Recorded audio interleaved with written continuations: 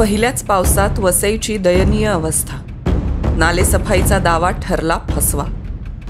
वसईकरांना अजून किती दिवस हाल सोसावे लागतील?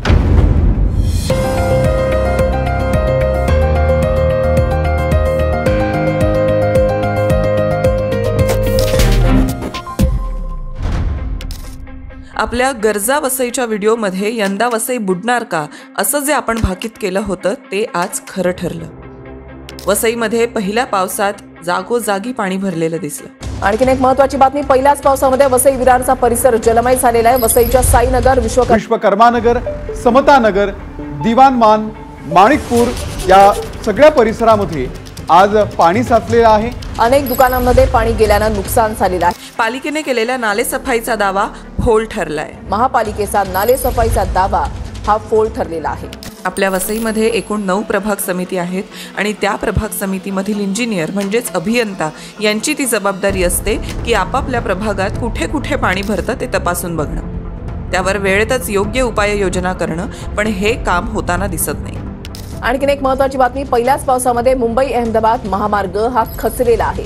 वसई हद्दीमधील मालजीपाडा परिसरामध्ये महामार्ग खचलेला आहे आणि पाईपलाईन टाकण्याचं काम सुरू असताना हा महामार्ग खचलेल्या महामार्गामुळे आता प्रचंड वाहतूक कोंडी झालेली आहे। परिणामी याचा फटका हा वाहन चालकांना बसतोय। का? म्हणजेच टॅक्स पेअरचे करोडो रुपये अधिकारी आणि ठेकेदारांच्या घशात गेले। हे पालिकेचे अभियंते आणि ठेकेदार यांचे असे कोणते संबंध आहेत? का पालिका अभियंत्यांना आपल्या कामाचा विसर पडलाय? का त्यांनी कुंभकर्णाची भूमिका घेतली? वसईकरांनो, सावध व्हा, जागृत व्हा।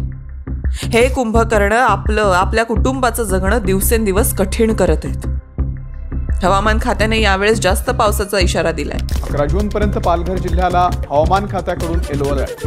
त्यात जर या अशा पावसाच्या ट्रेलरमुळे वसईची ही परिस्थिती असेल, पुन्हा पाणी भरतच असेल, तर यंदाही करदात्याचे पैसे बुडाले म्हणूनच समजा।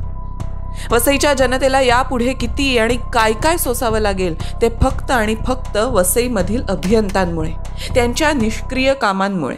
अशा प्रकारे लोकांचे हाल जरा सुरू झालेले आहेत, कारण पाऊस म्हटला की वसई विरारकरांना कुठेतरी भीती असते। आता पहिल्या पावसातून महापालिकेला काहीतरी शिकावं लागणार आहे। महापालिका या पावसातून काय धडा घेते का पाहावं लागेल। वसई विरार शहर महानगरपालिका ही ठेकेदार अधिकाऱ्यांची खाजगी कंपनी तर नाही बनली ना।